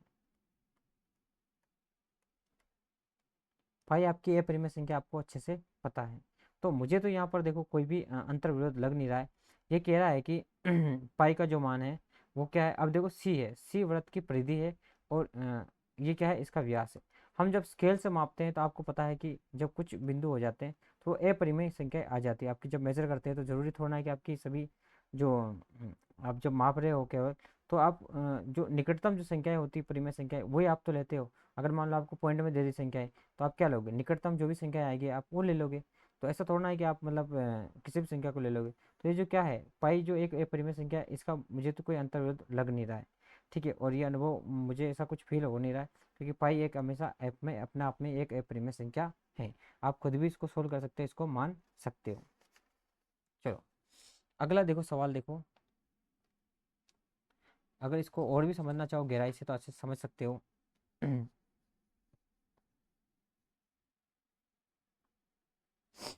परिधि देखो, वृत्त की परिधि क्या होती है, थोड़ा सा और डिटेल में समझ लो। आपको वृत्त की परिधि होती है 2πr। ठीक है, अब ये कह रहा है सी परिधि है, अब ध्यान से देखना ना। और आपका व्यास होता है डी। ठीक है, व्यास क्या होता है आपका, त्रिज्या का दुगना होता है। व्यास होता है त्रिज्या का दुगना, 2πr अपॉन, इसको व्यास होता है तो त्रिज्या, जो व्यास है वो त्रिज्या का क्या होता है, दो गुना होता है। दो गुना होता है, तो अगर मैं त्रिज्या को क्या करूँ, दो गुना मान लूँ। आर मतलब आपकी त्रिज्या है, क्या है, त्रिज्या ये वाली है ना, इसको ध्यान समझो। आर से आर कट जाता है, दो से दो कट जाता है, तब भी यहाँ पर क्या बच रहा है, पाई बच रहा है, बच रहा है नहीं बच रहा। और पाई क्या है आपका, अपरिमेय है। तो ये बात सही सिद्ध हो रही है नहीं हो रही, आप अच्छे से देखो, सिद्ध हो रही है नहीं हो रही, हो रही है। ये भी क्या कह रहा है, पाई बराबर क्या है, परिधि अपॉन व्यास है। तो यही तो निकल का आया, परिधि अपॉन व्यास करेंगे तो पाई आ जाएगा। आ रहा है बिल्कुल पाई अपने पास, नहीं आ रहा है क्या, बिल्कुल आ रहा है। और पाई क्या है, एक अपरिमेय है, तो इसमें कोई अंतर्विरोध उत्पन्न हो नहीं रहा है। कि आप सबको पता है जो व्रत है ये, जो इसकी परिधि है, मतलब ये जो चक्कर लगा रहे हैं हम यहाँ पर, ये व्रत का केंद्र है, क्या है, केंद्र। और ये है जो आपकी व्रत की परिधि है, क्या है आपकी परिधि। अब देखो, केंद्र से जो ये यहाँ से मिलाने, जो केंद्र से जो परिधि को मिलाती है वो कहलाती है आपकी त्रिज्या। क्या कहलाती है आपकी त्रिज्या। ठीक है, अब देखो परिधि होती है, इसका सूत्र होता है 2πr। 2πr, पाई आर क्या होता है, जिसे हमने, देखो मैं आपको थोड़ा समझा देता हूँ, आपको ये कैसे बन रही, थोड़ा सा इस बात को डिटेल समझा देता हूँ मैं। चलो यहाँ पर देखते हैं ध्यान से, ये आपका है। अब मैं यहाँ से इसका व्यास खींचता हूँ, क्या खींचता हूँ, व्यास, ध्यान से देखना। और व्यास कितनी त्रिज्या से खींचा, आर से खींचा, आर से खींचा। और ये देखो, ये कितना डिग्री का कोण बना रहा है, 180 डिग्री का। 180 डिग्री कोण को कहते हैं पाई। और पाई को गुणा कर रहे कितनी त्रिज्या तक कर रहे, आर त्रिज्या तक।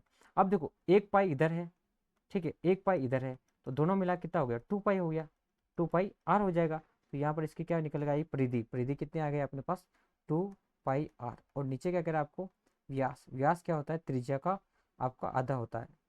मतलब त्रिज्या होती है जो व्यास की आधी होती है, तो व्यास क्या हो जाएगा, मतलब आपका त्रिज्या का दो गुना हो जाएगा। मतलब यहाँ पर लिख देता हूँ मैं, व्यास बराबर हो जाता है आपका 2 × त्रिज्या। अब यहाँ पर रख दो, 2 और इंटू आर, आर को मैं त्रिज्या मान रहा हूँ, सॉरी ध्यान पे ध्यान रखना, आर को मैं त्रिज्या ले रहा हूँ। आर से आर कट गया, दो से दो कट गया, तो घूम फिर के क्या आया, पाई। और ये भी तो यही कह रहा है, सी अपॉन डी बराबर क्या आता है, पाई आता है। तो सी अपॉन डी क्या है, सी को बोल रहा है ये परिधि है, और डी को क्या बोल रहा है, व्यास है। तो व्यास, परिधि अपॉन व्यास क्या आया, पाई आया। तो मुझे तो कोई अंतर विरोध लगा नहीं, तो हम यह कह सकते हैं इसमें कोई भी अंतर विरोध नहीं है। एक लाइन लिख दो यहाँ पर, ताकि आपको समझ में आए। और ये सोल्व कर लेना, आप इसको लिख लेना, ये त्रिज्या वगैरह जो सूत्र लिखवाया मैंने, इसको लिख लेना इसके अंदर। और लिख लेना यहाँ पर कोई अंतर विरोध नहीं है, ये बात आप लिख लो। चलो सवाल नंबर 14, बहुत ही मज़ेदार क्वेश्चन है और बहुत ही ट्रिकी क्वेश्चन है। थोड़ा सा अगला सवाल देखना, ये आपने उतार लिया होगा, मैं इसको मिटा देता हूँ। या फिर सवाल पढ़ के अगले पेज पर इसको सवाल को सोल्व कर लेते हैं। चलो सवाल कह रहा है, संख्या रेखा पर √9.3 को निरूपित कीजिए। किसको निरूपित करना है, √9.3 को संख्या रेखा पर प्रदर्शित करना है। तो इसके दो तरीके, या तो ज्योमेट्री से करो या फिर टिग्नोमेट्री से करो। तो हम ज्योमेट्री टिग्नोमेट्री दोनों का इस्तेमाल करके इसको करते हैं। चलो यहाँ पर एक पेज ऐड कर लेता हूँ मैं। हमारे ज़्यादा सवाल नहीं बचे हैं, सवाल हमारे पास दो ही बचे हैं, चौथा और पांचवा, इसको कर लेते हैं हम। इसके बाद हमारे पास फिर एक चौथा सवाल बच रहा है और एक पांचवा सवाल बच रहा है। ये दो सवाल होने के बाद ये अपनी प्रश्नावली क्या हो जाएगी, खत्म हो जाएगी।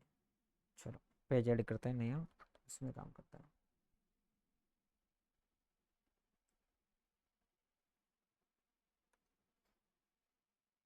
चलो पेज ऐड हो गया है।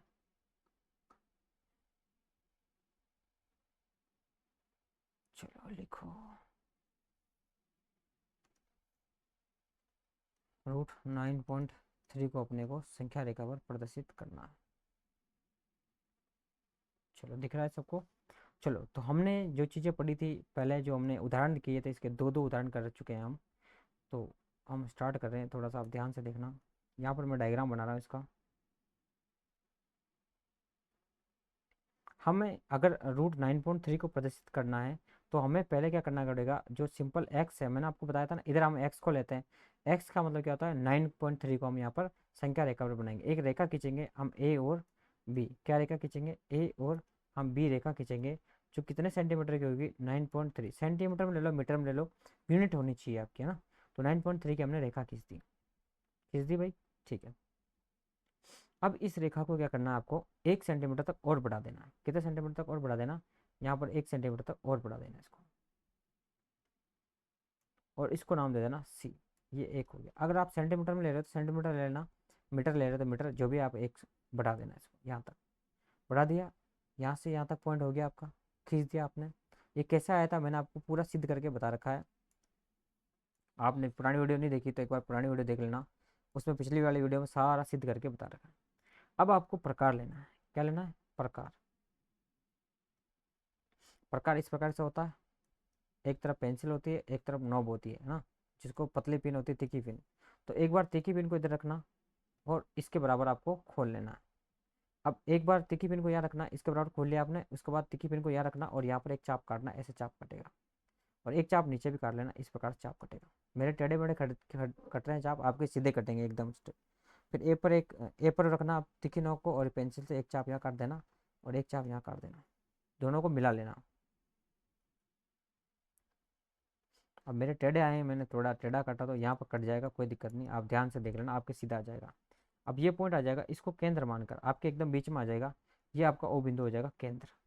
इसको केंद्र मानकर आप यहाँ पर क्या होगा, एक अर्धवृत्त खींच लेना। मतलब यहाँ पर क्या करना, जो प्रकार है उसकी तिकोनी नोक को रखना और ओ ए तक खोलना। ए तक पेंसिल को यहाँ रखना, पेंसिल पर, और इसको क्या करना, ऐसे घुमाना, और यहाँ पर एक आपके चाप कट जाएगा और यहाँ पर एक अर्धवृत्त बन जाएगा। ठीक, अब यहाँ पर 20 डिग्री चंदा होता है, चंदा, चंदा को यहाँ पर रखना और चंदा को रख कर यहाँ पर 90 डिग्री का कोण बनाना। कितने डिग्री का कोण बनाना है, 90 डिग्री का।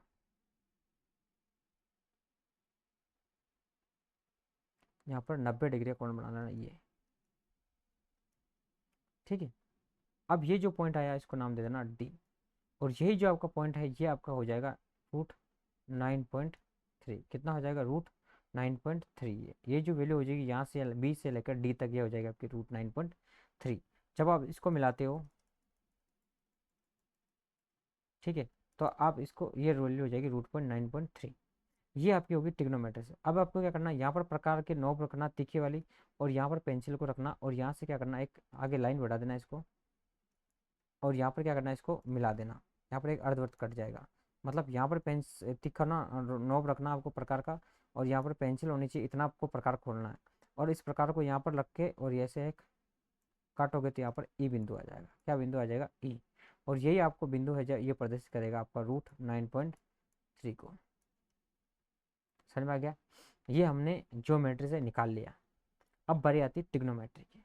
चलो त्रिकोणमिति से हम इसको निकालते हैं। अब हम निकालते हैं इसको त्रिकोणमिति से। त्रिकोणमिति से हम इसको निकाल लेते हैं, हमने ज्योमेट्री से निकाल लिया, ठीक है। अब त्रिकोणमिति से, अब देखो आप सभी बात को समझो। हम अगर मान लो कि यहाँ से ओ डी की, बी डी की वैल्यू हमें निकालनी है। हमने कहा कि बी डी की वैल्यू जो है वो 9.3 है, रूट 9.3 है। तो ये कैसे है, त्रिकोणमिति से हमें सिद्ध करना है कि ये वाकई में रूट 9.3 है या नहीं है। चलो सिद्ध करते हैं। सिद्ध करने के लिए हमें क्या क्या चाहिए, अगर हमें ओ बी मिल जाता है, देखो ये एक त्रिभुज बन रहा है, ये देखो एक ट्राइंगल बन रहा है, ये 90 डिग्री का कोण है, ये एक समकोण त्रिभुज बन रहा है। त्रिभुज देखो आपका ओ बी डी, ये समकोण त्रिभुज है या नहीं है, ये एक समकोण त्रिभुज बन रहा है। तो यहाँ पर ये भुजा इसकी कहलाएगी आपकी कर्ण। क्या है, कर्ण। ये है इसकी आधार, और ये भुजा इसकी है लंब। मतलब मुझे क्या निकालना है, बी डी निकालना, मतलब बी डी का मतलब है आपका लंब। लंब मुझे निकालना है। अगर मुझे कर्ण पता चल जाए, आधार पता चल जाए, तो मैं लंब निकाल सकता हूँ। कैसे निकाल सकता हूँ, पाइथागोरस प्रमेय से। कर्ण का स्क्वायर बराबर होता है आधार का स्क्वायर प्लस लंब का स्क्वायर। अब मुझे यहाँ से क्या चाहिए, लंब चाहिए, तो इस आधार को मैं इधर भेज दूँ। चलो तो लंब बराबर हो जाएगा कर्ण का स्क्वायर माइनस आधार का स्क्वायर। अब मुझे कर्ण का मान चाहिए, आधार का मान चाहिए। अगर ये दोनों मान निकाल लेता हूँ मैं तो मेरे पास लंब का मान आ जाएगा, और जो लंब का मान होगा वही अपने किसका मान हो जाएगा, आपके √9.3 का हो जाएगा। चलो बी डी का मान हो जाएगा, और बी डी का मान ही हमें निकालना। चलो अब देखो, ध्यान से देखना इस बात को। ये ओ ए है, ये वृत्त की त्रिज्या है। ये देखो यहाँ से हमने बांट के ये चाप काटा था, नहीं काटा था? काटा था। तो ये दोनों तरफ बराबर था या नहीं था? बराबर था। तो ये वृत्त की त्रिज्या है या नहीं है? ओ से ए और ओ से सी और यहाँ से ओ से डी, ये तीनों ही वृत्त की त्रिज्या है या नहीं है? अब इस वृत्त को अगर आप पूरा बनाते हो, ऐसे ऐसे मिलाते हो आप इसको, ऐसे तो ऐसे मिलता नहीं, मिलता ये वर्त यहाँ से बनता, तो ये पूरा वर्त बनता है। और वर्त की त्रिज्या हमेशा सभी जगह से बराबर होती है। जैसे ये वर्त है तो इसकी त्रिज्या चारों तरफ से क्या होती है, बराबर होती है। ये ओ से ए तक, ओ से डी तक और ओ से सी तक, ये सभी जगह से क्या है, बराबर है। तो वर्त की त्रिज्या बराबर होती है हमेशा, ओ से ए, ओ से सी और ओ से डी, ये त्रिज्या हमेशा क्या होती है, बराबर होती है। ये बात आपको अच्छे से समझ में आ जानी चाहिए। चलो यहाँ तक समझ में आ गया आपको? चलो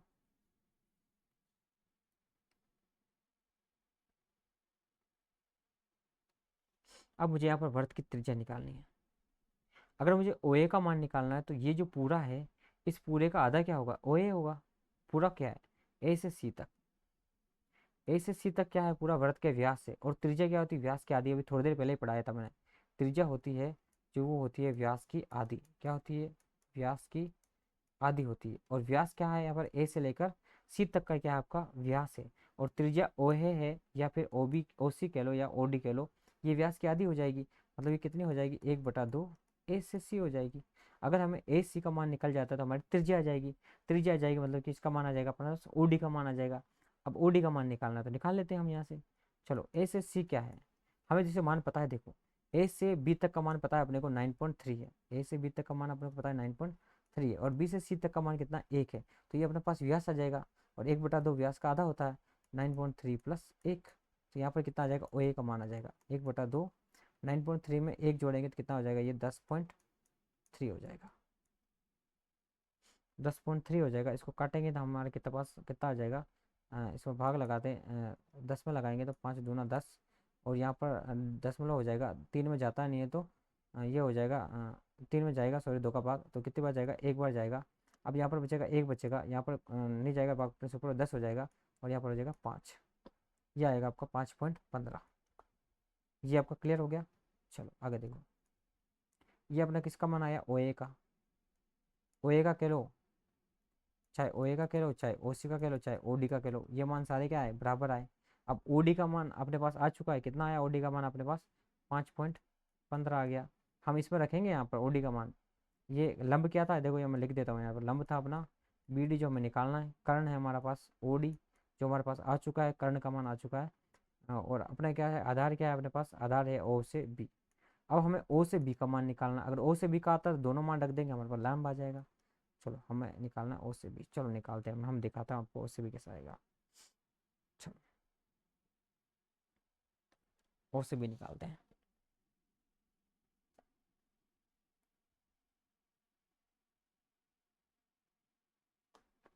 एक बात देखो, सभी ध्यान से देखो इस बात को।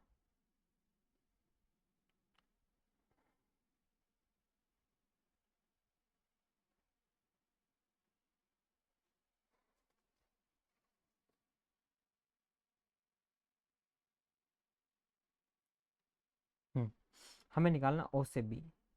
ध्यान से देखना इस बात को। देखो हमारे पास क्या है वैल्यू, सिर्फ हमारे पास वैल्यू है ए से बी तक की वैल्यू है। ए से बी तक की वैल्यू कितनी है हमारे पास, 9.3 है। ए से बी तक की वैल्यू अपने पास 9.3 है, और हमें निकालना है ओ से बी तक की।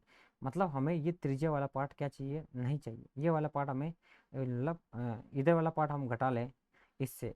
ए से बी से अगर हम ओ से ए घटा लें, ए से जो बी है 9.3, उससे अगर हम क्या घटा लें, ए घटा लेते हैं, ये ओ से ए घटा लेते हैं, तो हमारे पास क्या आ जाएगा, जो मान आ जाएगा वो किसका आ जाएगा, ओ से बी का मान आ जाएगा अपने पास।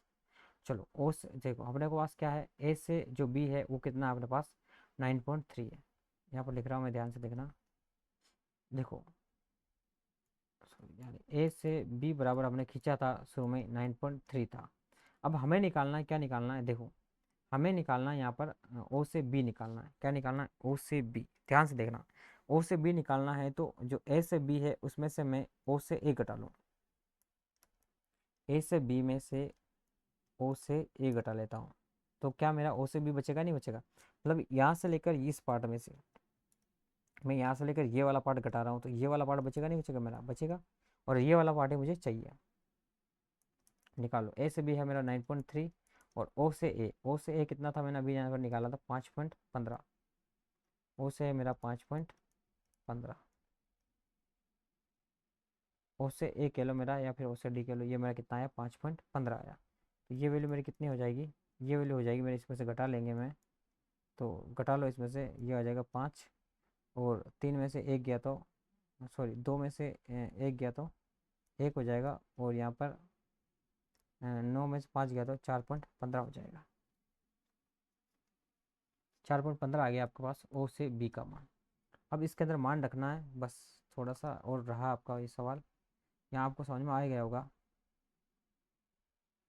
ओ से बी का मान आ गया अपने पास 4.15। अब इस सवाल सूत्र में मान रखना है अपने को। यहाँ पर मान रखना, ये क्या आया था? लंब। लंब का स्क्वायर बराबर था कर्ण का स्क्वायर माइनस आधार का स्क्वायर। दोनों मान आ गए। कर्ण लंब क्या अपना बी डी का स्क्वायर बराबर कर्ण क्या था? ओ डी का स्क्वायर माइनस आधार क्या था अपना? ओ बी का होल स्क्वायर। अब यहाँ पर देखो, हमें ओ डी का मान पता है। ओ से डी, ओ से डी ये है, ओ से डी का मान कितना है? 5.15। 5.15 का होल स्क्वायर माइनस ओ से बी, ओ से बी का मान कितना है? 4.15। 15 का होल स्क्वायर। अच्छा, यहाँ पर एक सूत्र बन गया, देखो आप ध्यान से देखो, अटक जाता है यहाँ। यहाँ पर देखो एक सरल समीकरण लग गई, अभी अभी अपने पढ़ी थी। यहाँ पर देखो ए स्क्वायर माइनस बी स्क्वायर की सरल समीकरण लग गई, हमने अभी पढ़ी थी ए प्लस बी और ए माइनस बी। अब इसमें लगा दो सरल समीकरण, तो ए प्लस बी, यानी एक बार जोड़ना है और एक बार क्या करना है? घटाना है।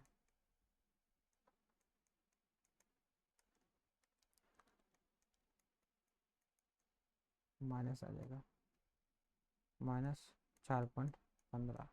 अब इसको जोड़ लो, 5.15 और 4.15 को जोड़ो, कितना आ जाएगा? 5.15 और 4.15 को जोड़ो अपनी कॉपी में। जोड़ लो, 5 और 5 कितना हो जाएगा? 10। यहाँ पर जोड़ लो, अगर नहीं समझ में आएगा तो आप ऐसे आएगा नहीं, मैं यही जोड़ लेता हूँ आपके। 5 और 5 हो जाएंगे 10, और 2, 1 और 1 हो जाएगा 2, और 2 और 1 3, हासिल का आ जाएगा 3, और 5 और 4 कितना हो जाएगा? 9। ये आपको हो जाएगा 9.30। और यहाँ पर गुणा करोगे तो अगर 5.15 में से 4.15 घटाएंगे तो यह 5 में से 5 गए 0, 1 में से 1 गया 0, और 5 में से 4 गया तो 1 बचेगा। यहाँ पर आपका 1 हो जाएगा। और यहाँ पर बी डी का होल स्क्वायर चल ही रहा है यहाँ से ऊपर से, ये देखो। अब देखो, बी डी का होल स्क्वायर यहाँ पर बराबर आ गया आपका 9.30, क्योंकि 1 से गुणा करोगे तो कोई फर्क नहीं पड़ता। अब स्क्वायर हटाएंगे तो रूट इधर लग जाएगा, तो बी डी बराबर हो जाएगा आपका 9.3 का ऊपर रूट। और यही हमें निकालना था, तो ये हमारा सिद्ध हो चुका है। कंप्लीट आपके आंसर आ चुके हैं, उत्तर आ गए हैं। ये दोनों मेथड है, आपको ये पूरा का पूरा अप्लाई करना है, पूरा का पूरा डिजाइन करना है, पूरा का पूरा सवाल इससे करना है, आपके एग्जाम में आता है तो। चलो अगला सवाल आ जाओ आपके, सवाल नंबर 5वां। इसको मिटा देता हूँ मैं।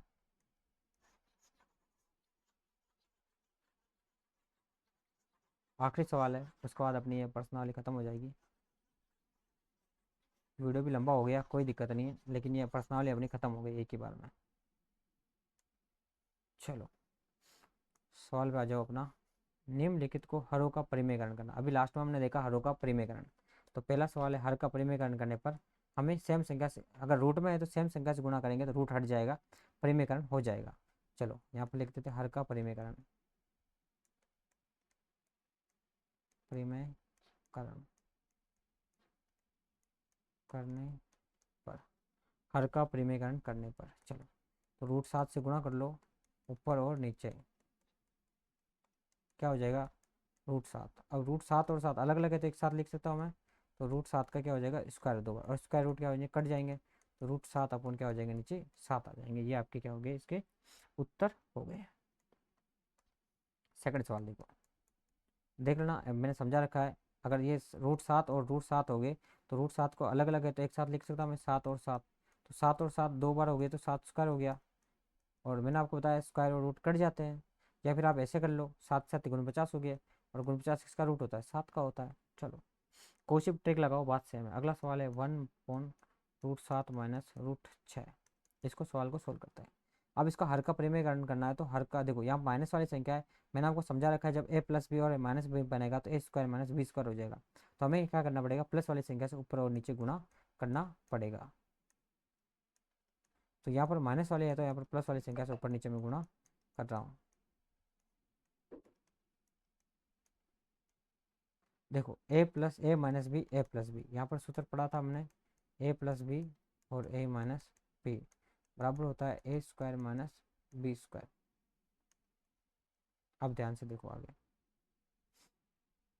देखो a कितना है? √7 है। a √7 है। b कितना है? √6 है। मान रख दो।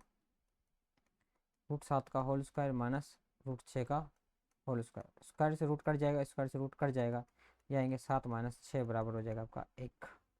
ये आपका क्या हो जाएगा? उत्तर हो जाएगा। नीचे नीचे कट जाएगा, नीचे सॉरी आ जाएगा, लेकिन ऊपर अभी तक आपके बच रहा है। ये तो नीचे वाली टर्म आई है जो हमने ये मान रखा, नीचे वाला सोल्व किया। अब ये नीचे वाली टर्म का मान यहाँ रख देंगे। तो देखो यहाँ पर क्या बच रहा था? यहाँ बच रहा था √7 प्लस √6। अब देखो इन दोनों को हमने सोल्व किया था, तो ये देखो √7 माइनस √6, √7 प्लस √6, ये समीकरण बननी नहीं बनती? √7 प्लस √6 और √7 माइनस √6, इसका हमने सॉल्यूशन निकाला तो अपने पास क्या आया था? 1 आया था। तो यहाँ पर 1 मान रख दो, तो ये आपका क्या हो जाएगा? आंसर हो जाएगा, क्योंकि 1 का भाग लगाएंगे तो ये आ जाएगा। तो आपका आंसर हो जाएगा √7 प्लस √6। सीधा सही आपका आंसर हो जाएगा। अगला सवाल देखो, तीसरा सवाल, आखिरी 2 सवाल और है, फिर हम इसको बंद करते हैं वीडियो को।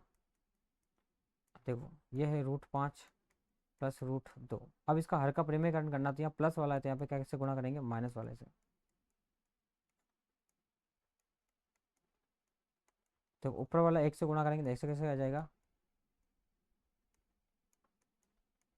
अब देखो a plus B, A minus B यही बन रहा है, तो यहाँ पर इसके जैसे हो जाएगा a² माइनस b²। तो √5 का स्क्वायर करेंगे तो 5 आ जाएगा, और √2 का स्क्वायर करेंगे तो माइनस का 2 आ जाएगा। अब इसको सोल्व कर लो। √5 माइनस √2, 5 में से 2 गया तो 3, ये आपका क्या हो जाएगा? उत्तर हो जाएगा।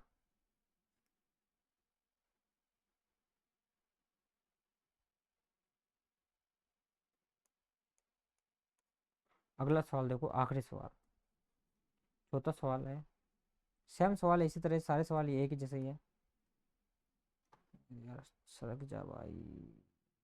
चलो यहाँ पर कर लेते हैं इस सवाल को। चलो इस सवाल को यहाँ कर लेते हैं। 1/√7 माइनस 2। ऊपर नीचे हर का परिमेयकरण करना है तो प्लस वाली संख्या से गुणा कर देंगे, अपोजिट संख्या से हमेशा गुणा कर रहे हैं ताकि हमारे पास एक सरल समीकरण बन जाए। चलो अब देखो a plus B, A minus B नीचे बन रहा है, तो ऊपर ऐसा कैसे हो जाएगा? ऊपर ऐसा कैसे इसलिए होगा क्योंकि 1 से गुणा करेंगे तो कोई फर्क नहीं पड़ता किसी भी संख्या को। अब देखो a माइनस बी या a प्लस बी कह लो, तो ये सूत्र हो जाएगा यही, सेम ये वाला सूत्र हो जाएगा। चलो क्या हो जाएगा? a² minus b²। तो a की वैल्यू कितनी है? √7 है, √7 का स्क्वायर क्या हो जाएगा? 7, क्योंकि बताओ मैंने आपको बताया था √7 है, इसका अपन स्क्वायर करेंगे तो रूट और स्क्वायर कट जाएगा तो क्या आ जाएगा? 7 आ जाएगा। माइनस √2 है ना यहाँ पर, सवाल में क्या था? नहीं सिर्फ 2 है यहाँ पर, रूट नहीं है, ध्यान रखना। ये सिर्फ 2 है, सवाल में हमने गलत उतार लिया है। यहाँ पर है प्लस, अरे क्या हो रहा है? यहाँ पर कितना है? प्लस आ जाएगा, प्लस का 2 आ जाएगा।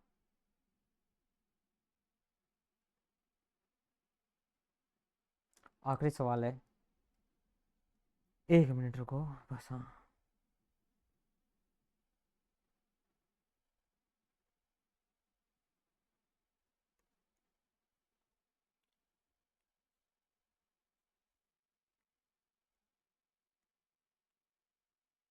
तो है। चलो अब देखो यहाँ पर रूट नहीं है तो 2 का क्या हो जाएगा? स्क्वायर हो जाएगा 4। अब सोल्व कर लो इसको। √7 प्लस √2, 7 में से 4 गया तो कितना आ जाएगा आपका? 7 में से 4 गया तो बताओ कितना आएगा, 3। ये आपका क्या हो जाएगा, उत्तर हो जाएगा। ये कैसे निकाला आपको समझ में आ गया होगा। ये देखो √7 क्या है, ये आएगा a-b बन रहा था और ये बन रहा था a+b, और हमने पढ़ा था इसका होता है a² - b²। यहाँ पर a कितना है, √7 है, माइनस b कितना है, सिर्फ 2 है, रूट नहीं है ना, ध्यान रखना।